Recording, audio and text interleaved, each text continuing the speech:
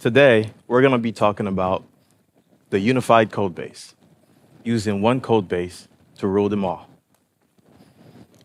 My name is Henry Saint-Juste, and I'm a solutions architect at NetJets. Primarily, my background is in native mobile development using Objective-C, Swift, and Java to build highly scalable native applications. At NetJets, I support netjets.com, the Owner's Portal web and mobile app, and I'm a member of the Front-End Center of Excellence. We are a small group but mighty, special interest group focused on creating the standards for deploying, testing, and building enterprise React applications. I'm a developer first, so I love a great developer experience. That's why I'm passionate about platform engineering as well, where I build tools to help our engineering teams build faster. I like to call it speed of thought. Today, the intent of this talk is not to be the end-all be-all on how to build universal mobile-ready applications. It's an invitation to build upon what I've already researched, to build upon the design patterns, the best practices for building a responsive and universal mobile-ready application. So, what do you need to build a mobile-ready universal app using one code base? What are the prerequisites? You need to learn React Native, be familiar with React Native. You need to be familiar with React. You need to be familiar with Metro, because that's the bundler that's being used under the hood to bundle your application. You need to be familiar with Babel, because the JSX from React can't be rendered on the browser. It needs to go through a compilation first before the browser can understand it, as well as React Native.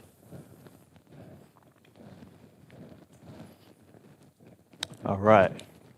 In order to understand the future, we have to also understand the past.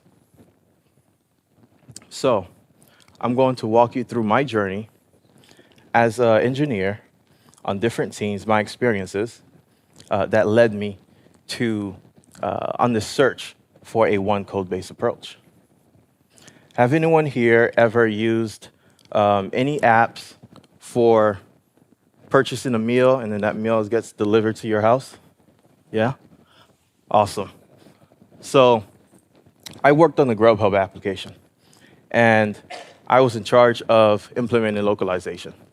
Localization is the process in which you create different text formats, different copies, so that way your users will be able to view your application in multiple languages. So at the time, this application was a native iOS application, a native Android application, as well as a web app. So across 3 different platforms, 3 different disciplines, we had to work with UI, UX, copy, translation director to put all of that together for the application.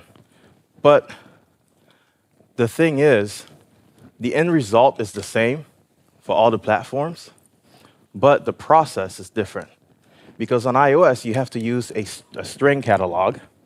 And if you're using storyboards, you have to map your storyboards to your localizable files. On Android, you have to use a similar process. There's a string.xml where you can map your copy to your UI. And on the web, another similar process. So as you can see, this is not a scalable approach.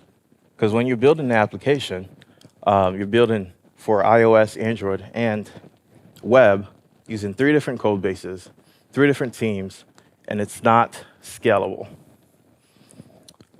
Have anyone ever used an application for purchasing their groceries and then driving up and then your grocery gets delivered to you in the parking lot? All right.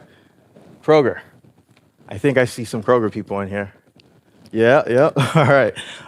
So I work with them in the back. So at Kroger, one of the frameworks I worked on was called Kroger UI. And that was that was my introduction to building component libraries. So on the iOS side, we had a component library, reusable design patterns that we can use to iterate our development. But on Android, they had not quite catch up to us yet. So Android was always lacking, probably like a sprint behind. The web, they've always had a design system as well. So they did great there. But the same thing, right? We have a product, and that product is going to be delivered to the user. But we have three distinct code bases that we have to manage. We have to manage different repositories. We have to manage different ways we do it. At that time, iOS couldn't play around with Android, so none of that was possible. Fast forward to AEP. At AEP, I worked on bill payment, where there was another iOS application. But this team, it was cross-platform, where the application was still isolated, but we did pair programming. We're going back and forth, switching on and off from Android to iOS. But it was still two different code bases. We had to write the logic for getting the user's information, getting their payment details, both Android and iOS. There was no shared business logic code at all. I like to call this the traditional approach, meaning if you have an idea, an MVP, or an application already in market, what you're going to do is you're going to find your market fit, you're going to find your target audience, you're going to work with UI UX to get your prototypes from Figma, and then you're going to need to build an application. But the traditional approach tells you to use Swift or Objective-C for iOS. It tells you to use Java or Kotlin for Android and React for web. So I started iterating and thinking about this approach and thinking there must be another way, right? There must be another way to use one code base to deploy to all three platforms. So my search did not last long because other folks were thinking and working on the same thing. So I found a lot of different frameworks out there for doing just that. And this approach is a cross-platform approach where you're still going to find your market fit. You're still going to get your designs from Figma. But now, for deploying to all three platforms, we have some major key players to be able to help us do that. We have Flutter. We have Maui. We have Xamarin. We have NativeScript, Ionic, PhoneGap, and React Native. I'm not going to dive too much into them, but you can use Flutter. The thing is, it doesn't really compile to truly native. You don't get that fully native experience that you need. You can use Xamarin, but it's deprecated. Microsoft is pushing for Maui now. You can use NativeScript. It works, but there's a performance overhead. If you like memory leakage in your application and performance hits, yes, use NativeScript. You can also use Ionic, but it's paid to play. And you can use PhoneGap, supported by Adobe, up until 2020. My favorite approach is React Native, built by Meta, or supported by Meta. But there's one thing that all of these frameworks have in common. They all promise one thing: build once, deploy anywhere. And that was intriguing to me. That's what I wanted. But none of them actually lived up to the hype. Because in reality, it's not build once, deploy anywhere. It's build once, suck everywhere. So I kept iterating on this idea. React came out in 2013. It was open source. React Native came out in 2015. And React Native Web came out in 2016. And that led me to a rabbit hole. I started thinking and iterating on different POCs. I started jumping. I left iOS land, left Android land. I started looking into Node.js, JavaScript, Babel, Metro, Webpack, you name it. And I found that JSX is the simplest stuff to remove in your application, to swap out. Just because you have a bundler, you can create your own loader, you swap out the JSX, and now you can render React in the DOM with React Native Web. And that intrigued me. And at that time, I took a radical decision. I made a radical decision. I borrowed from the vision of the future so I can engage in the activities of today. So I started diving deeper into the frameworks, into the platforms. And I came up with a few POCs, probably 20 POCs. In 2022, I was looking at Solito. Solito is a framework or a list of recipes for creating universal applications. And it leveraged a monorepo. It leveraged Next.js for the web. And it leveraged Expo and React Native for the mobile side. What was unique about it is inside that monorepo, you had a component library. And that component library could be shared anywhere. So you would import that component library or your views into your Expo app or your React app, and it would render it. And I was like blown away. I was like, this is cool. We're almost there. And then in 2023, Expo team launched Expo Router.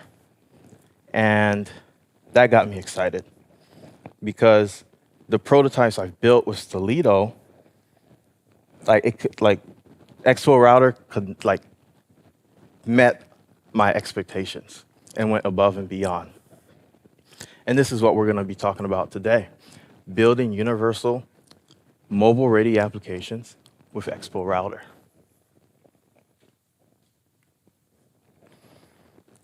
And I believe that Expo Router is the missing piece for creating universal mobile-ready applications.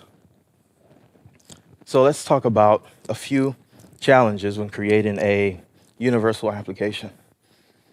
You have platform differences. So on the web, navigation is very flat. When you navigate to a screen, you go back, that screen just goes out from memory. But on the web, you have a lot of transitions, animations. You have different ways where you can animate the view from the bottom, from the top, from the side. You have drawers, and you have stacks, and you have tabs. So it all works differently.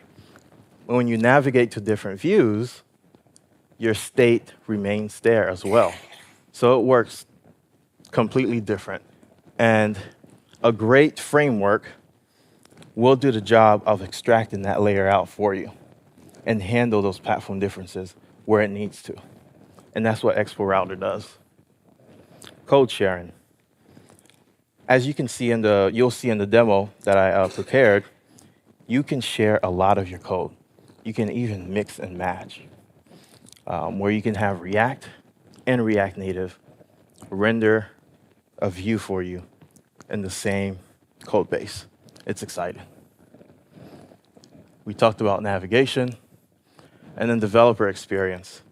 Expo Router really took a lot of time into this. They created different tools and frameworks to be able to investigate and monitor networking, monitor the DOM, see any memory leakage. They have a React Native have the bridgeless architecture now. That's awesome. And then for deployment strategy, Now that you have one code base, you don't have to manage multiple repositories anymore. You can still manage the 3 artifacts that you'll get: an iOS IPA, an Android AAB file, and then your JavaScript and all your CSS for the web. All right, show me some code.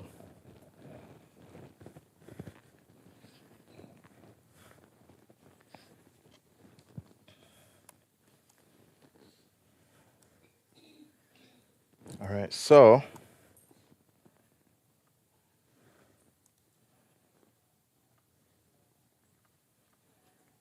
can everybody see this well? Okay. So in Expo Router, you have an app file or an app directory. This app directory is where navigation happens. It happens on a path-based basis. So it goes back to the principle of web development. So your folder structure dictates your navigation structure. And when you are building layouts, you're using a layout file. So I have a layout file here that gives me a provider, a root provider, which I tell it which screens or stacks that I'm going to have in the application. And then in my source directory, I have all of my components.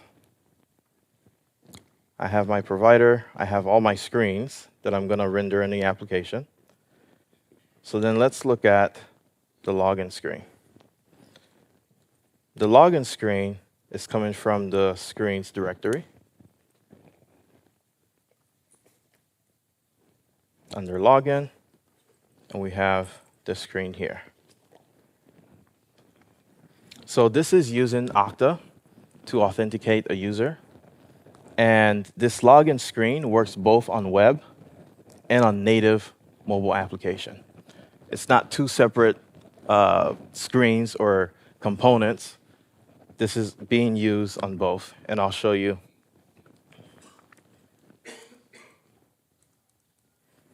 Okay, so this is the onboarding screen. We can tap on the next button to move forward, or we can swipe to go forward as well. And then we can get started. So you see it took a bit of time for the image to load. That's using the Expo image. Now when we click login, it tells us the application, our name, Fairy Finder, wants to authenticate to Okta Preview. We click continue, of course. Of course.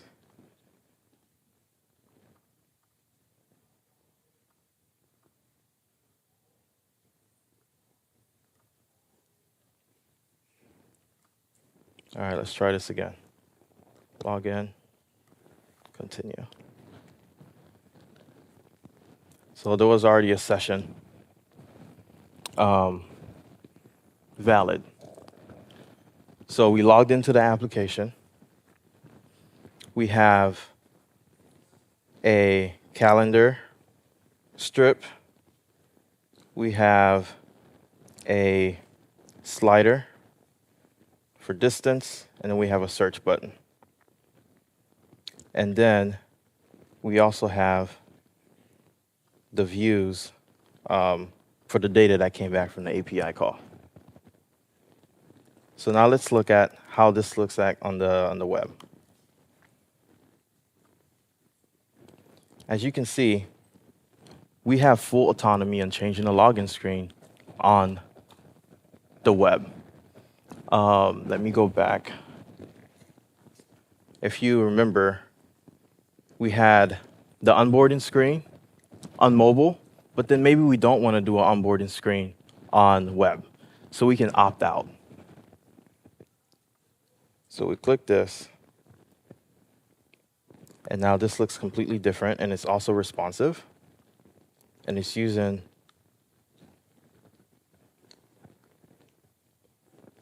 one code base.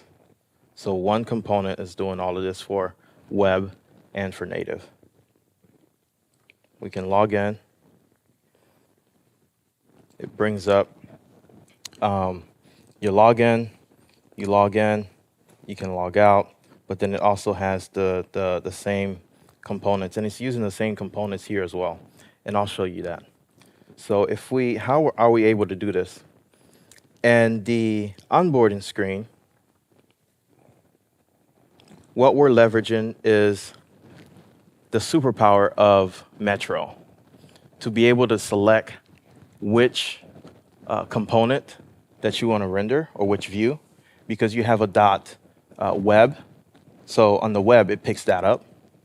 And on native, you can do .ios, .android, or you can do .native, but then by default, it picks up the one without the extension attached to it.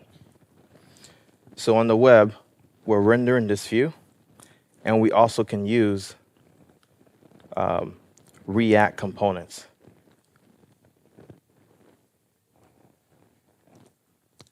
On native, this is the view we're rendering, and we're using all React components with React Native Reanimated as well.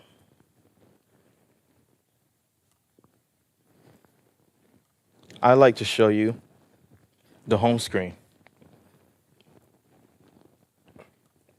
In the home screen, what we're doing is we're mixing DOM elements, so web components, using native. We're using regular DOM components, using Tailwind CSS and Native Wind. So Native Wind leverages Tailwind, and Tailwind under the hood, when it renders a native application, it uses the Style Sheet API from React Native, because that's the most performant API layer for styling your application. And on the web, it uses basic CSS, because that's the most performant for web. So you can see we're mixing and matching the different elements. And here, we are rendering, so this is the view right here. It's also responsive. If I can get a hold of it, like it's truly responsive. And we are rendering the flight card component. This flight card component, if we go into it, it's all React Native. And it's rendering on the web and on native as well. And I'd like to show you something else that we're doing. On native, we're also using a flat list. Because that's, when we think about the user experience, users are used to views being rendered in a list structure like this. But on the web, we're able to leverage CSS grids to render this. And it's using the same component that you use on native and the same component that you use on web.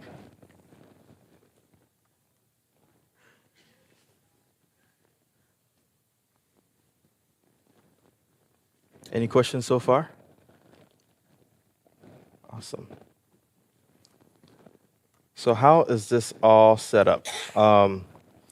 Let's take a look at the auth layer. Let's talk about the patterns that we want to adhere to and the patterns that we don't want to adhere to.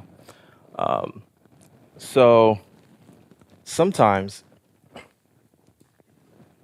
littering if platform.os is equal to web is not like the best design for doing things like this at a component level. That's why we have, or component or screen level.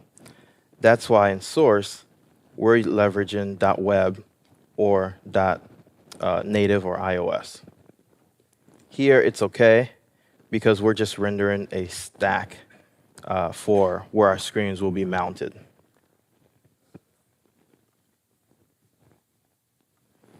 And then when we're looking at the web, the reason why we're doing this is on the iOS application, we have a bottom tab. But on the web, we don't have a bottom tab. We have a navigation bar. And how we're able to achieve this is if it's web, we're going to use a stack. But then if it's native, we're going to use a tab. Yep. Right here. And then one more thing that we've been doing also. So inside of home, we're able to add animations. That takes full control in the web, and then also animations on native as well. So if we look at the navigation, you have home, and you have all this animation that you can do, leveraging web components.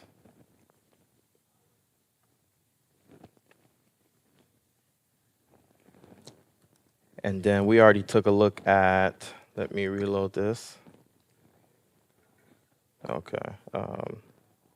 We already took a look at the home screen where we had the slider. So we're using React Native Reanimated.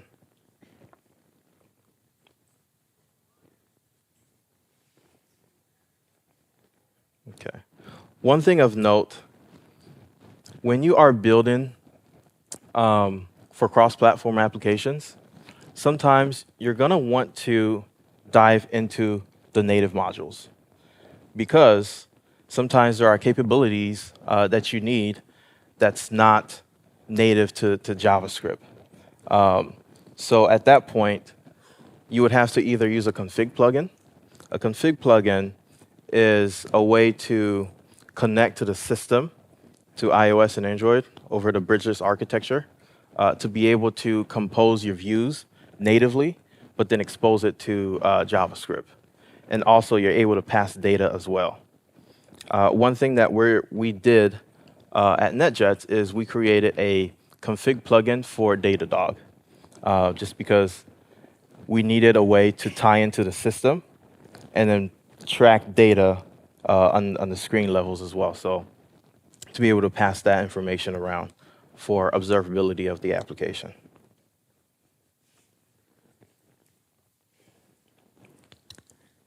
Also, I want to touch on making API calls. So when we're making API calls in a universal application, we're going to leverage React Query just because it helps manage state better. So one thing that we've seen in a lot of applications is heavy use of caching your requests or your server-side data on the client. But if you use something like React Query, like this, so let me go into airport search. Well, maybe, okay. So we're using React Query under the hood to call into an API to be able to give us that data. And it manages the cache automatically for us. And we can invalidate and call the data again. And we can also, let me go into this Metro bundler. We can also view, let's see, got our resolvers. Let me go into the root provider. Okay, so we have use React Query DevTools to be able to monitor the API calls that are being made, and we're able to play around and remove and mutate the data and see what it does in the client as well. Let me show you that in real time. I'm going to hit Shift-M. I'm I'm going to select Open DevTools. It's going to open up a website. And then all calls that are made to an API would live here. Let's see. OK, so the reason why they're not showing up here is because I have mock data because I was worried about the internet. Let's see.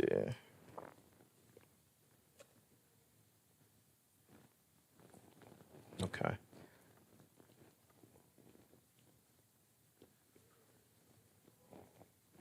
All right. So one thing I also wanted to touch on is folder structure. When you're building a universal application, let's see, it's the best practice is to have your source folder outside of your app folder, because the app folder essentially it's your React navigation. So you don't want all of your source inside of there. So within the source, we have our components, we have our providers, we have our screens, and we also have our shared utility and hooks, reusable queries that we made to call the API, and we also have our reducers. And then we have different utility functions to be able to map or switch over a date type or format type to be able to give us our formatted date. One thing I wanted to also highlight is within your tsconfig file, it's really good to add type aliasing. So that way, inside of your components, you can reference your objects using this notation. And this makes it really easy to refactor your code because you're not diving down tree structure. So if I were to copy this and go to a different file, I can just drop this here and it would work. And we don't have to refactor our paths.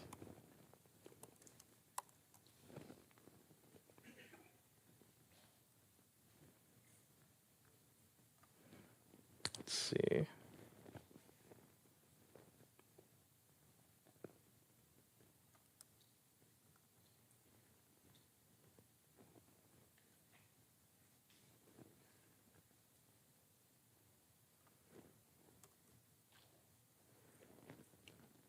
So this is also using a monorepo. So our code lives. Let me reopen this for you guys.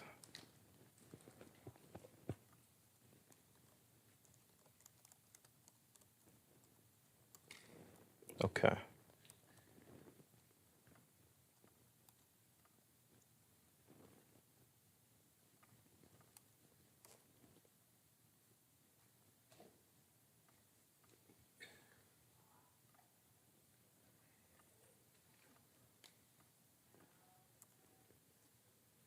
OK, so our code lives within a monorepo.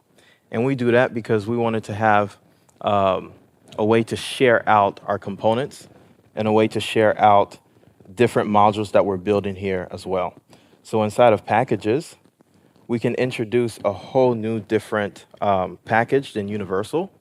We could introduce a whole nother application as well. And then your applications would be able to share components between each other. And if you were to build a design system as well, you can also put that within packages and consume your design system within both packages.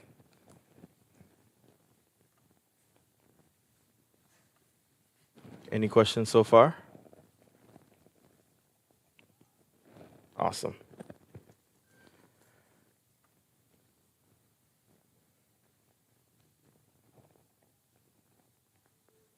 Let me go back into Universal. And we're going to take a look at how do we run this application. So I'm going to stop Metro Bundler. When we want to start this application, we would do npx expo start And this starts up Metro Bundler. And it starts up a server for you. And then we have the option to use Expo Go. Expo Go is an application that's published out from the Expo team with prepackaged libraries for you to use. But when you need to build your own development builds, you can use a development build. And at this time, we would open up Xcode and run the application to our simulator. So if I stop this, I'm going to delete this app.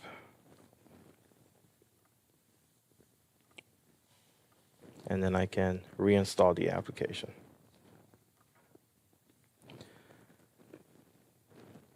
So in order to capture the user's logged in state, we're using MMKV. MMKV requires a native plugin. And I'm going to walk you through how you define native plugins within your application. And native plugins basically means that your React Native application also relies on a framework that is offers from CocoaPods or from Cartridge or somewhere else like Swift Package Manager. So within your app.json file,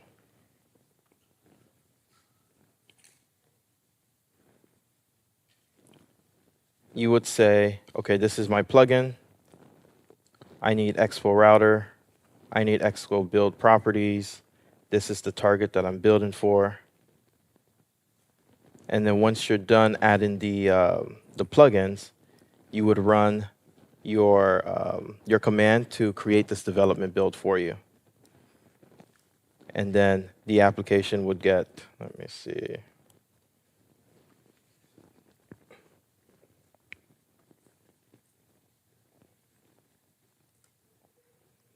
The application would get loaded onto your simulator.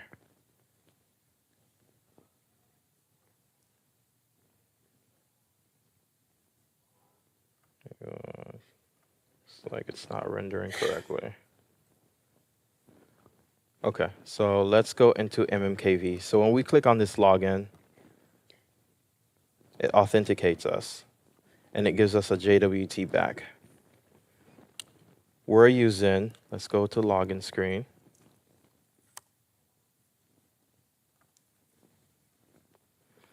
Okay, so we're using Expo web browser to be able to log in to the application for Okta, because you need a code verifier. So it's a two-step process. You make a call out to your authentication server, and then that server returns you a code verifier, and then you exchange that code verifier right here. Let's see, find exchange. So you exchange that code verifier for JWT. And that JWT comes back with two things. It comes back with your ID token and your access token.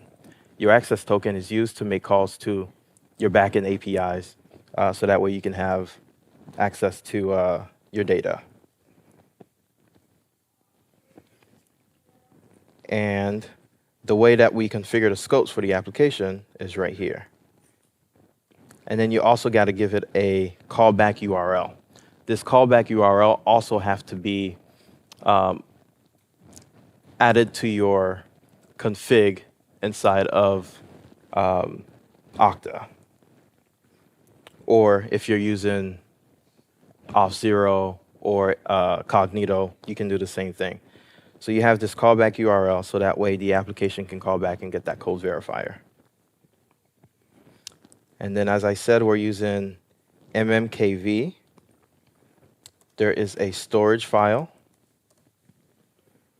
And what this does is it initializes MMKV instance.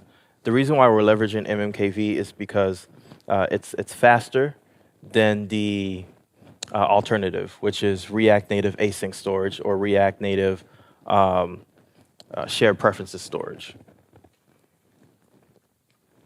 And then we have our keys to be able to save and retrieve our data.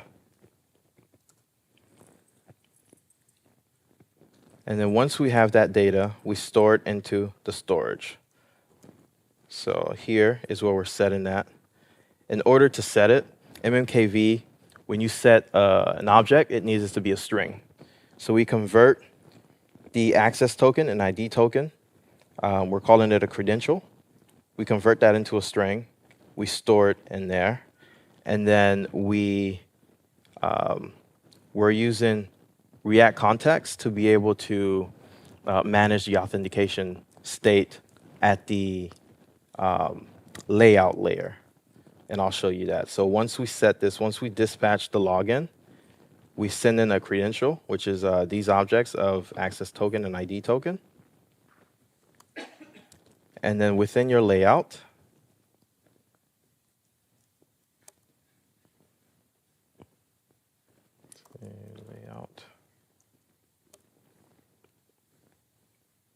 okay, so we are monitoring our auth context for this credential object that we're getting back. And if it's not empty, or if it is empty, we are redirecting to the login screen. The reason why we're using redirect component here instead of the traditional router, so router dot replace or push, is because React has side effects. And a side effect is basically an impure component. So if you use a redirect, it doesn't have any side effects. But if you were to use a router.push or replace, that has a side effect, and it would re-render your entire DOM.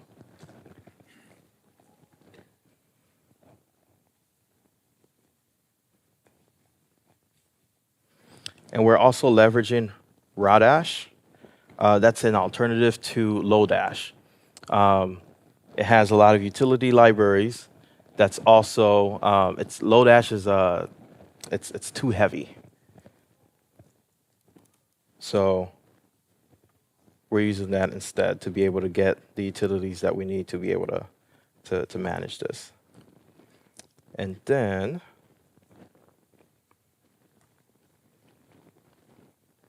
let's look at how we configure. Anybody familiar with Tailwind? Okay. Anybody familiar with Native Wind? Okay. So Native Wind is built using Tailwind. And we know Tailwind is this utility CSS to be able to help you work faster and build better, faster UIs. So the way we do this is inside of Universal, we have to do a few things. Let's see, we have to add a global.css. This gets all the base styling and components and the utilities from Tailwind. Shout out to Karthik for doing this for me.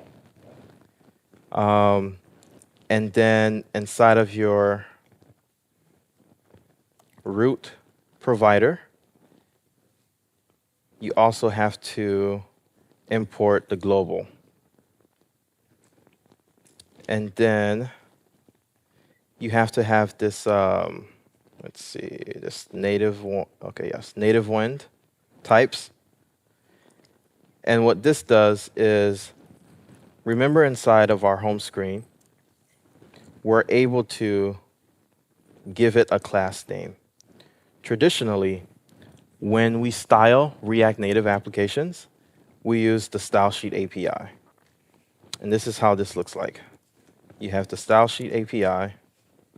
You would create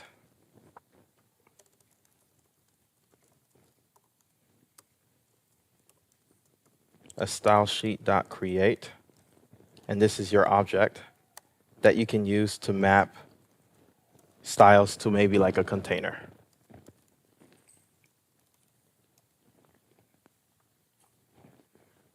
And then here, you would do styles, and instead of this, you would give it style.container. But because we're using the native wind env, we're able to use Babel to be able to come in here and inject, using also module federation as well, to be able to insert this class name to every React Native component, so that way we can style it with Tailwind CSS. So that way you're not creating all of these style sheet.create. And that's what makes it really like responsive for web and mobile. And then on our web version, we can do the same thing. Not home screen, onboarding. So on the web version, we can still use the same utility CSS.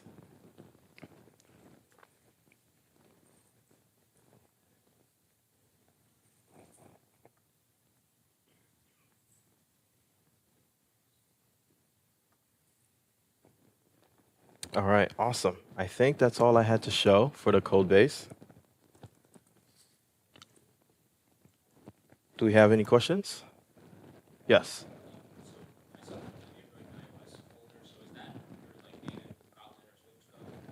Yes. Yep. The thing is, we don't have to go in here and make any modifications. If we want to make modifications, we would create a config plugin. And then inside your app.json, you would have your config plugin. And your config plugin, basically, is just another module. And that module would work to interact with your info plist if you had anything to add to it. Same thing as Android, your manifest, it would update that. And then when you run, so to be able to generate these, so let me go and delete those real quick. Yeah, stop the task. So I'm gonna stop this. To be able to generate those Android and iOS folders, so you can just delete them.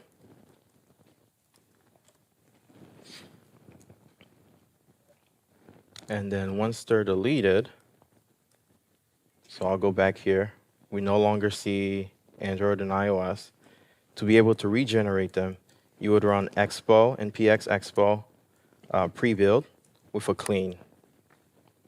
And it asks you this question because I didn't commit yet. And it goes through. It reinstalls your config plugins, make the modifications to your native modules, and then installs CocoaPods. And then you can open up your project. Awesome. Any other questions? Yes. Yeah, I've used React in my work to build websites, but I'm still confused. What exactly is React? You say React Native. Mm-hmm. What's the difference between React for a website and React Native? Okay, so React is a library for building user interfaces for web components. You know, when you have your JSX renders the virtual DOM that maps back to the real DOM. React Native does the same thing, but for native. So your JSX map back to UI buttons, UI labels for iOS, and Android button and Android label on Android. Did that answer the question? So native would be more for mobile phones. Yeah, so like iOS devices, if you want to run truly like a native application. Cool. Thank you. Yes, yes, yes. Hi. Have you ever dealt with any conflicts with package dependencies between web and native, React Native? And if you have, how would you go about resolving? Yes. So within the package JSON, you can, within your package JSON, you can add a resolvers here, resolutions, and then you add your package that you need. So let's say if it was like React refresh, and then you would give it that version here. So whichever whichever version that you would need, that's where you would define it here. So if it's version 0.0.2, you define it here, and then when you're installing your package, it would pick that up for you. Okay. Awesome. Thank you. Yeah, no worries. How do you deal with it? I know different platforms like Android or iOS have their own design guidelines. Right? Hmm. How do you deal with those with React Native? How do you deploy or like host your application based on this apps with these different guidelines? Um, Like, are there any manifests that you have to specify specifically for these platforms? Trying to understand the question. Can you rephrase it again for me? So, are there any manifests? Because I know Android has its own guidelines Hmm. for the apps to list, like, let's say security or things like that. And iOS would have different ones too, right? Yeah. How do you handle those differences between platforms? Um, when you say guidelines, my mind is going to like UI guidelines. It could be UI guidelines or even hosting an app or listing an app in the Play Store. Okay. So UI guidelines, you go by the iOS human interface guidelines, built towards that. Like they say, a button needs to be about 44 pixels to be thumb pressable. So you follow that. But the best way to do that is if you have a button, you say button.iOS, button.android, and you can specify how they look differently. When it comes to building, you would still use Xcode to build out your IPA file, and then you would publish it out to either App Center if you're using that, or TestFlight to be able to test the application and then deploy it out to the store. And then you would also use Android to build out your AAB file, or if you're still using APK files, you can do that too. And then that artifact would be what you use to upload to the stores. And then for iOS, you also need your certificates, your profiles to be able to sign the application. For Android, you need the key store. And then both stores re-sign the application once they deploy to the store. Are those both in your builds? So, part of your It's project? it's part of we utilize Fastlane to be able to automate all of that. Yeah. Yes.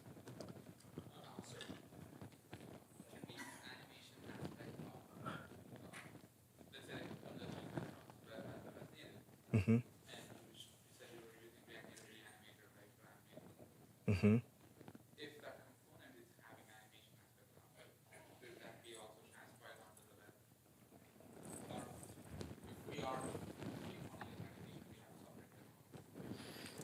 So a subset of React Native reanimated does work on the web, but not all of it.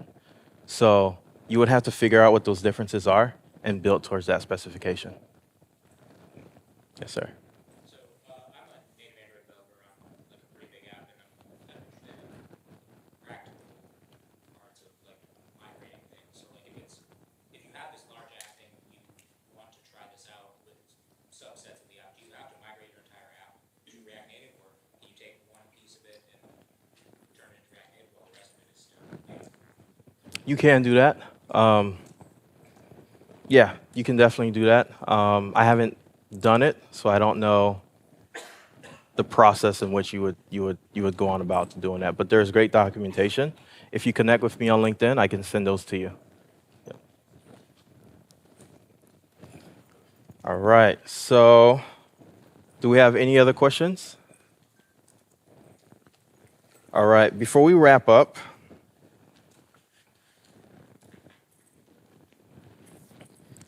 we have a flight simulator. So stop by the NetJets booth if you want to land one of our planes on a 3-mile runway. This is really nice, and you get a nice badge saying that you did it. And then also stop by the booth and talk to anyone wearing a NetJets shirt because we have lots of open roles.